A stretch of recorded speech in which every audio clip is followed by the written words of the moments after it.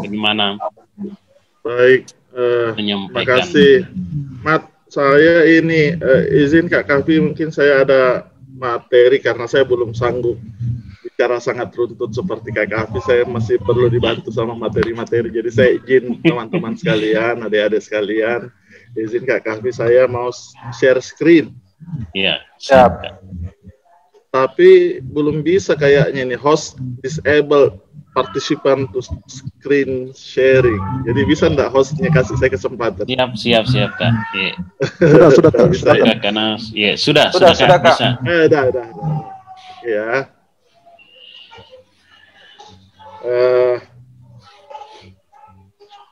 Baik. Pertama sekali izin Kak Kavi, saya senang sekali mendapatkan masukan input. Iya, dari Kak Kavi, senior kita. Kalau saya membayangkan saja ini, tapi ini karena suasananya di Pemuda Muhammadiyah ya. Yeah. Saya membayangkan saja kalau rapatnya di Dewan ini begini, oh nyaman sekali gitu. Tapi kadang-kadang saya lihat kalau rapat di sana lain suasananya Kak Kavi. Jadi saya cocok di mana kalau saya lihat. Apalagi kalau Bapak ketemu Saleh Daulay.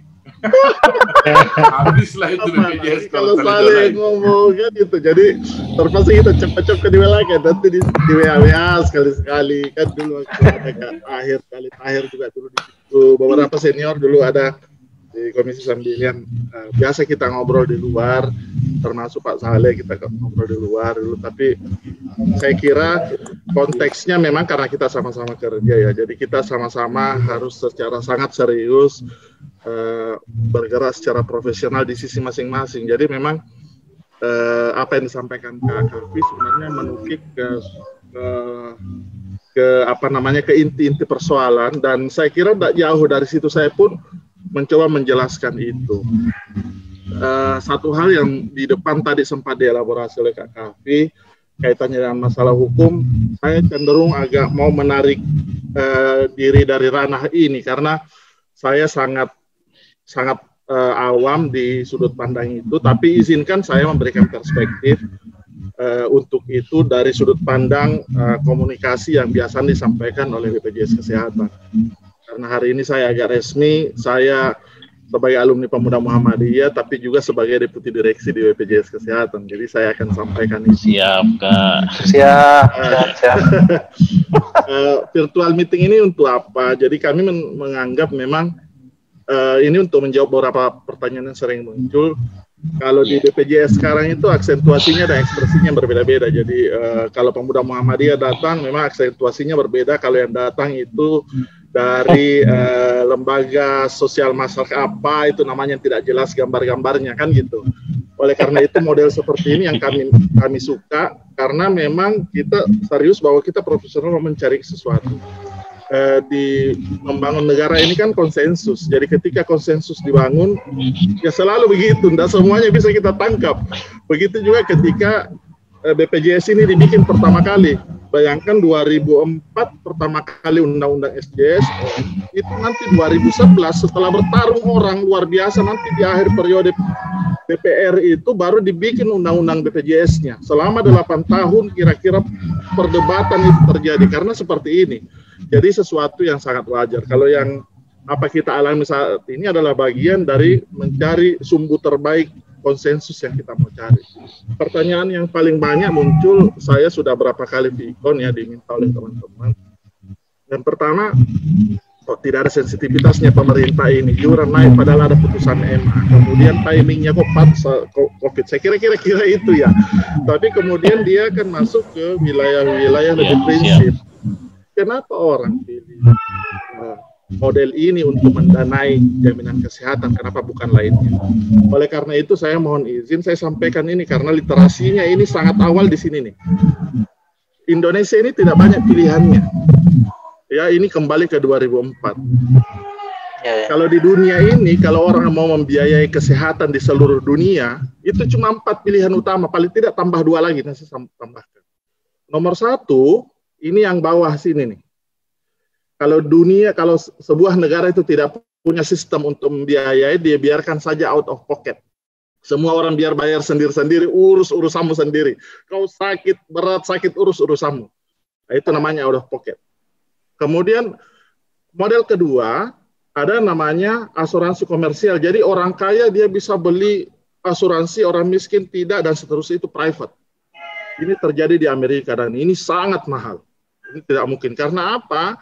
Kalau komersial ini dipilih, maka orang akan memilih asuransi. Saya beli Cigna, saya beli apa namanya yang banyak di luar itu, macam-macam lah, ya. Prudensial itu kalau orang sakitnya parah tidak ada yang mau itu jual, karena pasti biayanya mahal sekali, preminya pasti mahal sekali. Tidak ada orang mau terima orang yang mau melahirkan sudah 6 bulan, perutnya udah besar, baru mau beli asuransi, tidak ada yang mau kecuali BPJS, ya gitu ya.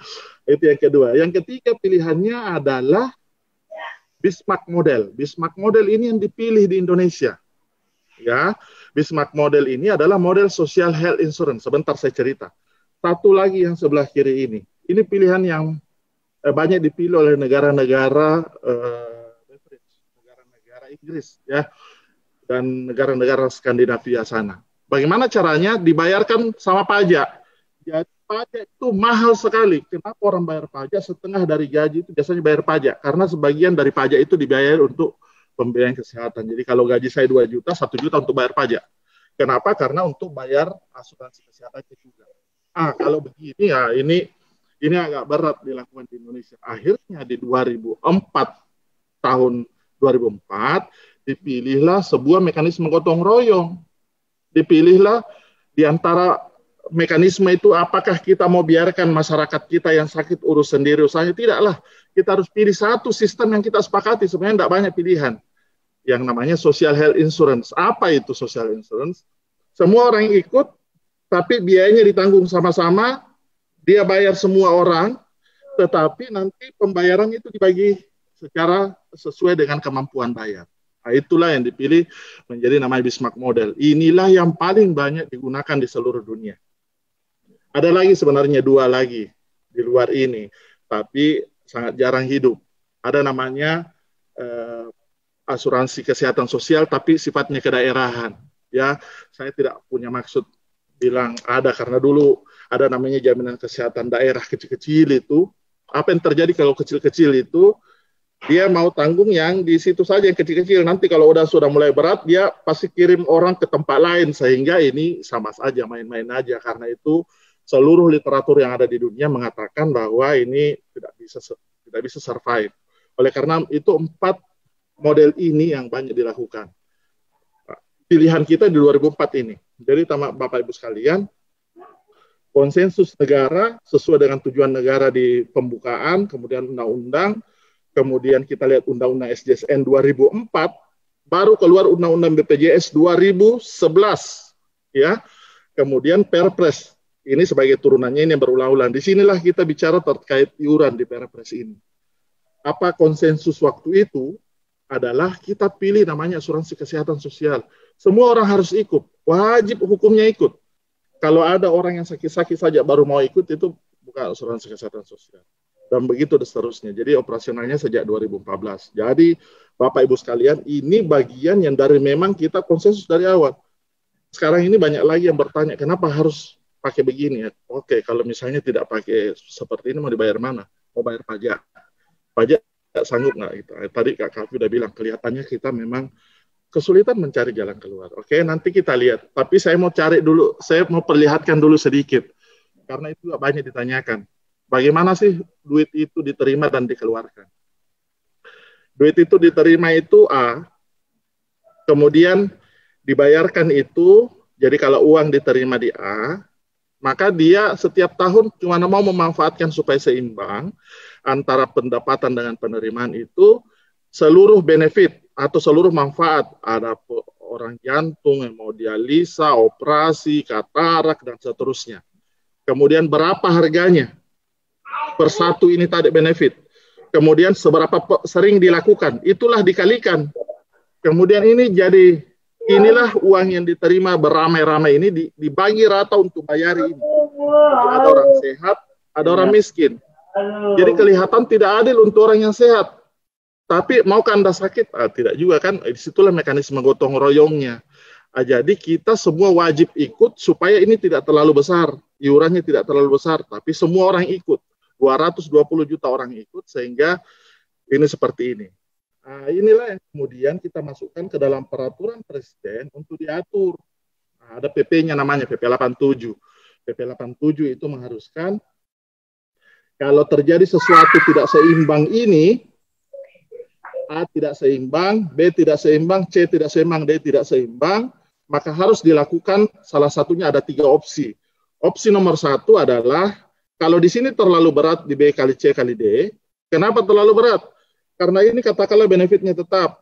Tapi orang berobat itu terkait dengan inflasi. Jadi orang yang tidak pernah, tarifnya orang di rumah sakit, kasihan teman-teman segala terbelakang saya dokter, kalau dia tahun 2014 segitu tarifnya sampai sekarang, tidak pernah naik. Kalau direktur rumah sakit bilang, saya mau pakai apa, kasihan ini. Ya kan tidak sanggup lagi, berarti kadang-kadang tarif harus dinaikkan.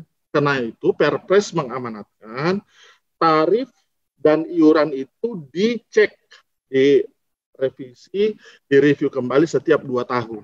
Nah, itu yang terjadi. Kenapa nanti akan kita diskusi di belakang, kenapa ngotot sekali pemerintah. Meskipun bukan saya sebenarnya yang naikkan ya, ini presiden yang naikkan, tetapi Bapak teman-teman sekalian, karena sudut pandangnya pemerintah, saya coba menjelaskan ini dari sudut pandang. Nah, ini yang terjadi, ya, ini yang terjadi. Teman-teman sekalian, saya mau letakkan isu kita sebenarnya di mana, biar kita agak proporsional juga melihat ke teman-teman di Pemuda Muhammadiyah.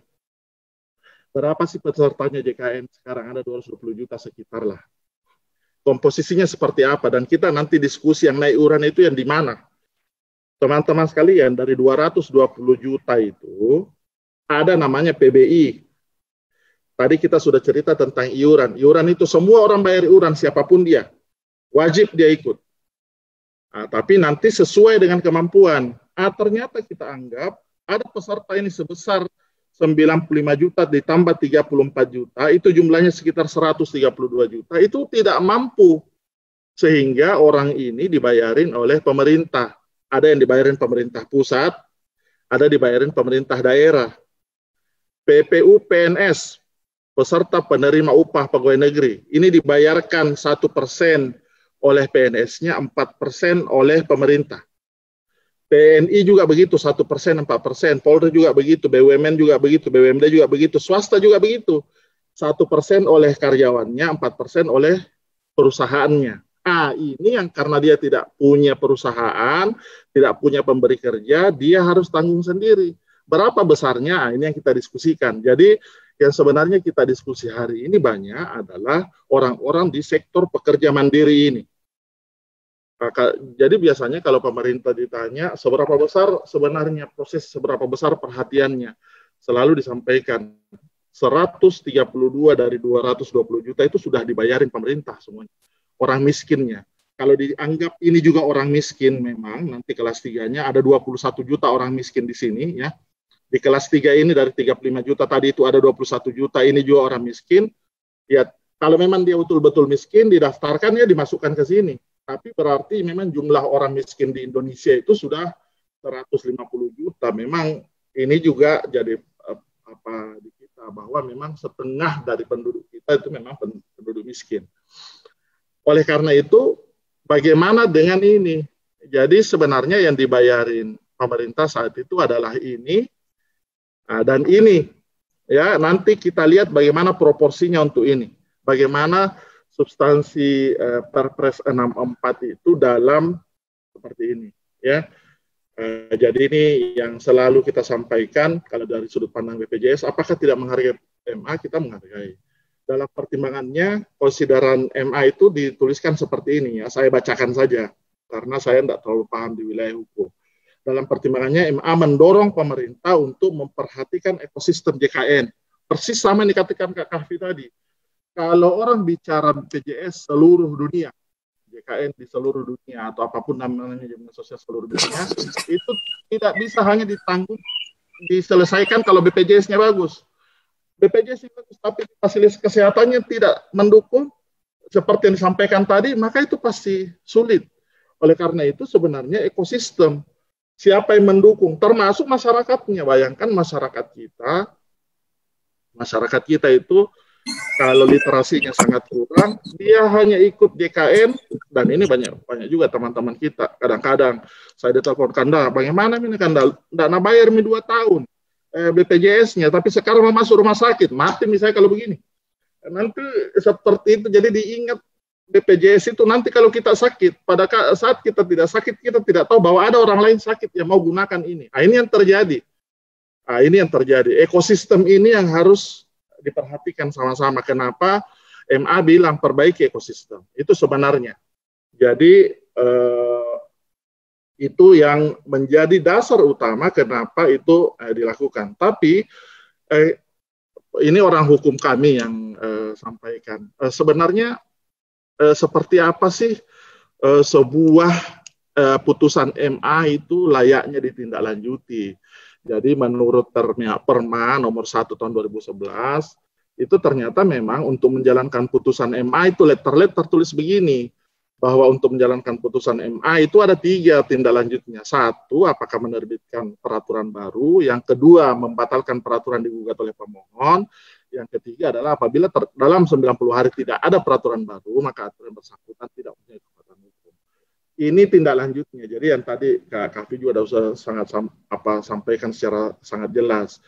Substansi masalah sebenarnya adalah masalah dirasa. Bagaimana sih pemerintah ini perasaan? Tidak ada. Saya mau cerita kalau masalah rasa, saya mau cerita sedikit. Ya, Perpres ini sebenarnya ini sudah kita tahu ya, wajib. Rasa ini begini. Jadi Perpres ini keluar itu pertama Perpres sebenarnya Perpres nomor 12. Kebetulan waktu itu saya masuk ke dalam tim ahli penyusunan itu. Perpres tahun 2013 tentang yang namanya benefit dan iuran supaya seimbang manfaat dengan iuran. Ditetapkanlah jumlah iuran itu. Waktu itu memang jumlahnya segitu 25.000 dan belum pernah naik sampai hari ini. Sementara memang di Perpres karena kita sudah yakin bahwa yang namanya pelayanan kesehatan itu tidak mungkin tidak ada inflasinya. Inflasi tiap 2 tahun harusnya diperbaiki. Sampai hari ini tidak pernah diperbaiki. Mungkin teman-teman pemuda Muhammadiyah juga ingat tahun 2016 keluar Perpres namanya Perpres nomor 19 tahun 2016. Itu mau menaikkan sedikit sekali mau dinaikkan. Pada itu langsung demo akhirnya karena mau pemilu waktu itu entahlah saya tidak mengerti dibatalkan. Baru ini mau dinaikkan lagi tahun 2019 yang lalu karena memang kita bilang kalau tidak dinaikkan harus dibayari pemerintah. Jadi pemerintah kemarin selalu menutup defisit 6,7, 19, 13, 28 terakhir. Tahun ini kalau kita biarkan itu defisitnya seperti gambar yang di bawah ini. Makin lama makin melebar. Apa yang terjadi kalau dibiarkan defisit ini? Kita sudah hitung sebenarnya. Bahwa sebenarnya kalau kita mau fair, kelas 1 itu 286.000 harusnya preminya. Tetapi karena itu tidak mungkin terjangkau oleh orang, kelas 2 itu segini, kelas 3 itu segini. Akhirnya pemerintah menghitung, oke, sebagian tetap disubsidi.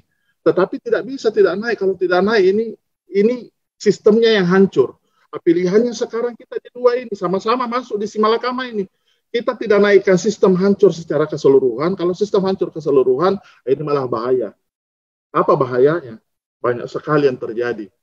Sistem terlambat membayar dan ini sudah terjadi. Pak Din itu kan ngomong di mana-mana. Kalau ada orang BPJS datang meminta iuran, jangan bayar karena masih banyak utangnya ke Muhammadiyah. Kalau kita tidak bayar juga, apa yang terjadi? Siapa yang mau bayar rumah sakit Muhammadiyah? Siapa yang membayar dokter-dokter kita?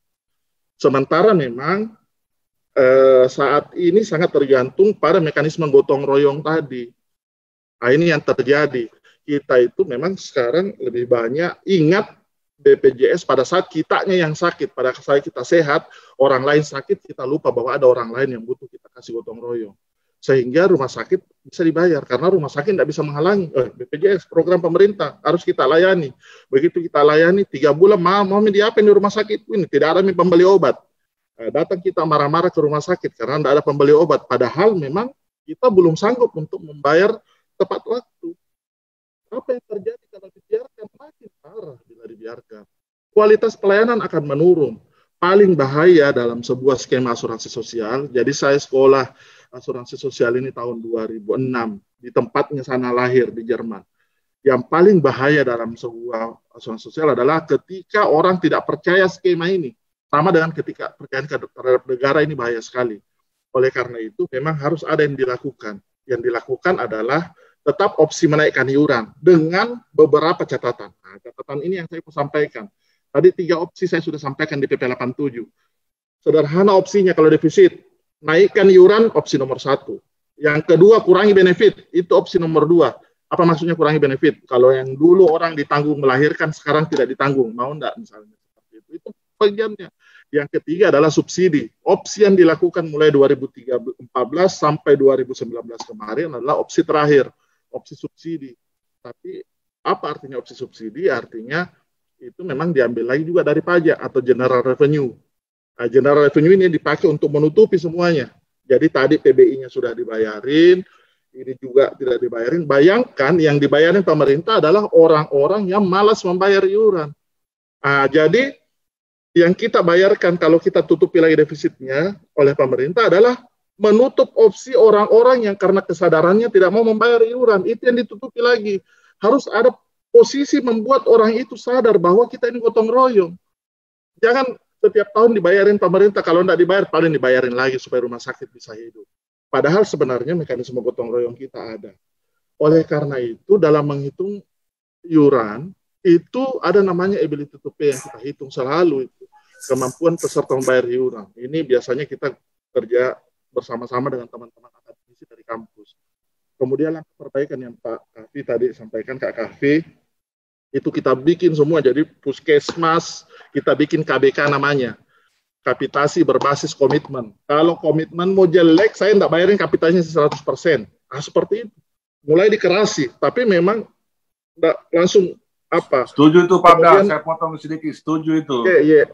Kalau pelayanan di puskesmas itu tidak bisa maksimal, saya kira kapitasi itu perlu dipertimbangkan.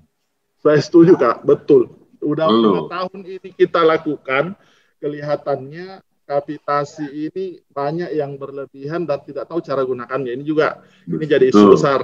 Iya, siap Kak. Saya dukung sekali.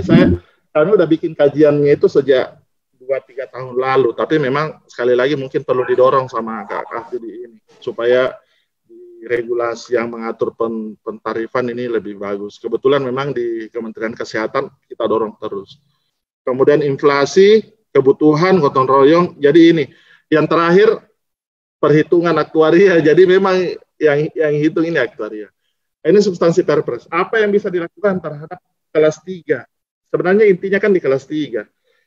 Kelas 1, kelas 2 itu tadi yang sudah sepakat sebenarnya bulan September tahun 2019 yang lalu. Jangan kelas 3 yang dinaikkan. Karena kelas 3 ini sebenarnya orang-orang kita yang sangat rentan miskin. Meskipun mereka mandiri, bukan orang-orang miskin yang masuk di dalam DTKS, data terpadu kesejahteraan sosial, itu sebenarnya orang miskin.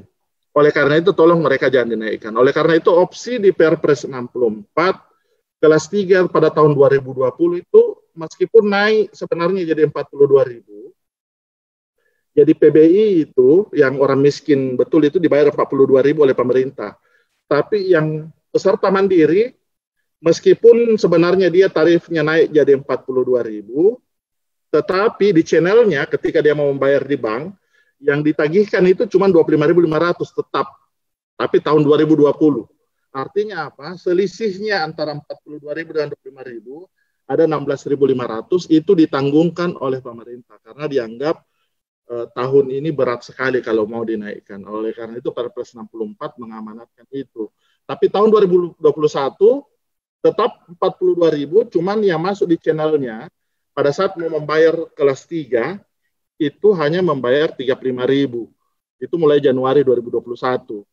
7.000-nya di mana akan dibayarkan oleh pemerintah. Sementara yang lainnya kelas 1, kelas 2 mudah-mudahan ini kita tidak terlalu isu. Kalau menurut saya kelas 1, kelas 2 ini memang harusnya dia sesuai dengan berapa perhitungan aktuaria. Mereka ini, mohon maaf, saya harus bilang juga kadang-kadang ada yang kelas 1 yang kita lihat ada juga rasa ketidakadilan. Dia pakai BPJS padahal kita lihat kehidupan sehari-harinya luar biasa gitu ya. Nah, itu yang kemudian kita lihat. Tapi yang kelas 3 itu sangat dimungkinkan untuk mereka terpapar kalau dikasih naik ini, sehingga dikasih seperti ini. Kemudian opsi kedua, kalau memang ternyata kelas 2, kelas 1 dia merasa berat sekali dengan ini, sangat mungkin untuk pindah kelas. Nah, ini datanya ada. Jadi saat ini yang pindah kelas setiap bulannya memang sampai bulan April kemarin itu sekitar 1 jutaan atau 2 jutaan orang yang pindah ke kelas 3. Tapi setelah itu banyak yang stay di kelas 2 dan kelas 1. Artinya mereka sudah menganggap itu masuk akal. Jadi kalau PBI ini orang miskin ini tetap dibayar 42.000. Kemudian tadi ini untuk pemberi kerja 41 ya, jadi 4% pemberi kerja, 1% pekerjanya. Kemudian ini batas atas saja. Ini tadi yang PBPU yang kita cerita. Kelas 1 150 itu berlaku per 1 Juli. Kelas 2 100, ini turun ya, kemarin 160, sini 110, turunnya cuma 10.000. Tapi yang kelas 3, yang 42.000 ini ada skemanya. Nah, skemanya begini lebih gampangnya. Nah, ini lebih gampangnya. Ya, saya mau sampaikan skema untuk iuran PBPU untuk tahun 2020. Januari sampai Maret 2020 sebenarnya sebelum ada COVID, ini sudah berlangsung ini. Sudah jalan ini Perpres 75. Kelas 1 160, kelas 2 110, kelas 3 42.000. Tapi ada putusan MA di sini. Putusan MA itu keluar sebenarnya itu di bulan Februari, tapi pemerintah waktu itu kita terima di Kementerian Kesehatan itu per 31 Maret salinannya. Kewajibannya harus ikut. Oleh karena itu April sampai Juni itu kita sesuai dengan Perpres 82. Dia kembali yang tahun lalu. Ini kan berlaku mulai 1 Januari ini, Januari 2020 yang Perpres 75. Kembali, ya, ini. Ini baru keluar lagi Perpres 64, di mana yang kelas 3 itu sebenarnya harganya segini untuk mempertahankan sustainabilitas. Tapi karena kemampuan bayar dianggap kelas 3 terbatas, sehingga kelas 3 itu dibayarkan tetap 25.500, 16.500-nya nanti akan dibayarkan oleh pemerintah. Mulai Januari 2021 ini akan bayar 35.000, 7.000-nya dibayarkan oleh pemerintah. Tapi sekali lagi opsi untuk kelas 2 dan kelas 1 pindah kelas ke kelas 3 itu sangat terbuka. Kalau rupanya memang ada keluarga kita ada apa ini, dia terlalu berat di kelas 1, dia mau pindah kelas 3 dari kelas 2, itu sangat mungkin. Itu sangat mungkin terjadi. Ini untuk melihat melihat kondisi apa yang terjadi saat ini, ya. Jadi kalau ditanya apakah tidak ada penyesuaian dengan melihat timing, saya kira memang dalam sangat banyak kesulitan-kesulitan yang diambil oleh pemerintah, akhirnya seperti ini pilihannya untuk tetap 42.000. Kenapa tetap 42.000? Karena itu nilai keekonomiannya yang sudah dihitung berdasarkan aktuaria tadi. Kalau tidak, terbentuk lagi defisit, takutnya nanti sistemnya yang rusak. Akhirnya memang harus diperbaiki seperti ini. Kebijakannya seperti itu.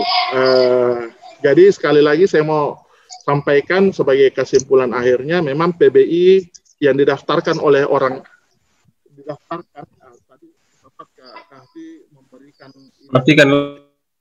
sekali menurut saya kalau ini, karena ini data ya. Ini data bukan di BPJS, sayangnya memang ini kita bertanggung jawab sama-sama, ini Pemuda Muhammadiyah harusnya take over banyak di sini. Data itu didaftarkan melalui Dinas Sosial, itu ada 132 juta itu dibayarkan oleh pemerintah untuk peserta PBI. Itu yang harusnya kalau orang miskin masukin sini. Yang tidak perlu dia membayar sendiri, dibayarkan oleh pemerintah. Kemudian untuk kelas 3, tahun 2020 dia tetap bayar 25.500, disubsidi lagi 16.500. Kemudian nanti dia nanti per 2021 baru bayar 35.000. Dan ini berlaku nanti per 1 Juli 2020. Kemudian ada satu namanya relaksasi. Jadi dulu itu kalau orang tidak bayar iuran, itu harus dia bayarkan lunas semuanya baru bisa aktif. Dan berapa lama yang dibayarkan sesuai Perpres dulu 24 bulan. Jadi kalau dia sudah menunggak 2 tahun, dia harus minimal bayar 24 bulan. Kalau 3 tahun tidak bayar, 24 bulan dia bayar. Itu dulu. Selama masa aktif pandemi COVID ini, dia bisa aktif, siapa tahu tiba-tiba dia sakit, dia cukup melunasi 6 bulan. Jadi ada kelonggaran, relaksasi untuk pembayaran, supaya dia bisa jadi aktif kembali. Ini bagian-bagian 3 terakhir ini yang konten-konten kesulitan saat ini itu sangat menjadi dasar ketika ini diambil dalam sebuah kebijakan publik. Fastabiqul khairat. Assalamualaikum warahmatullahi wabarakatuh. Saya kira itu. Mohon maaf agak panjang karena baru dapat kesempatan ngobrol banyak. Terima kasih. Ya, terima kasih Abdan. Iya, saya kira sistematis ini karena